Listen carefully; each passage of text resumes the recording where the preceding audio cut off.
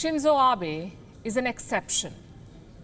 It is not very often that you hear of a leader stepping down because of ill health. In fact, how often do you have leaders come out in the open about their health problems? A prime minister or a president's health is almost a state secret. Any leak spells incompetence, the end of a career, and loss of trust. Let me show you a clip from a movie on former British Prime Minister Winston Churchill. Thompson! What's the matter, sir? Fetch the doctor. I'm not feeling well. Here we are, sir. All right. Right, I'll fetch the doctor.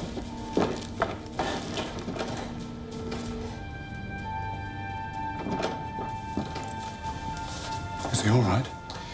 He's had a heart attack. Fairly minor. If the American newspapers got wind of it, the whole damn world would be told Winston's an invalid with a dicky heart, and that'd be disastrous. Nobody must hear of this.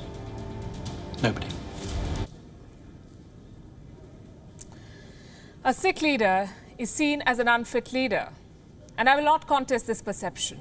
Ill health is bound to take a toll on competence. A person troubled by health problems loses his or her ability to make the best decisions.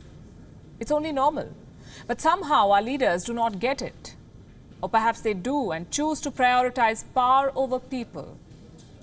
Leaders cling on to power for as long as they can in sickness and ill health. And we have more than a healthy dose of examples.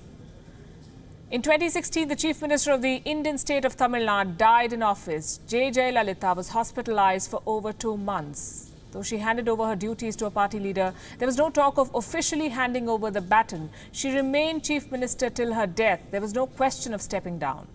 The same year, Mufti Mohammad Saeed, the Chief Minister of the erstwhile state of Jammu and Kashmir, died, again in office. His illness too was a prolonged one. He was in the ICU for 2 weeks, but he held on to power till his last breath. A lot of questions were raised about the health of Atal Bihari Vajpayee when he was serving as India's 10th Prime Minister. Reports said there were 2 senior doctors at his doorstep each morning. The media repeatedly asked whether India's Prime Minister was unwell. There were questions about who would replace Vajpayee. We would never know because it never came to that. And this is not just an Indian problem. Leaders across the world have hidden their illness from the public. For the same reason, the fear of being branded unfit. American President John F. Kennedy had Addison's disease. It was concealed from the public. The president took his drugs secretly. Americans were also not told about Woodrow Wilson's stroke in 1919. In 1893, Grover Cleveland needed a surgery to remove a cancerous tumor in his mouth. He did it on a friend's yacht, secretly.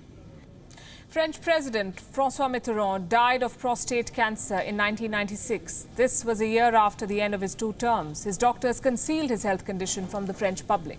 Closer home, Muhammad Ali Jinnah had tuberculosis. Pakistan had no clue about it. 72 years after his death, there's still no clarity about his health condition.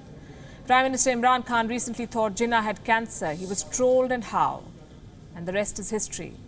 The long and short of it is this. Leaders hold the lives of people in their hands. The decisions they make have far-reaching effects. Can they be the best of decisions when made by someone struggling with ill health? I'll go back to the example of J. Lalita. She led 77 million people. She handled a state budget worth $27 billion. Tamil Nadu loved her. But did she do justice to her people by clinging on to power even when she was bedridden?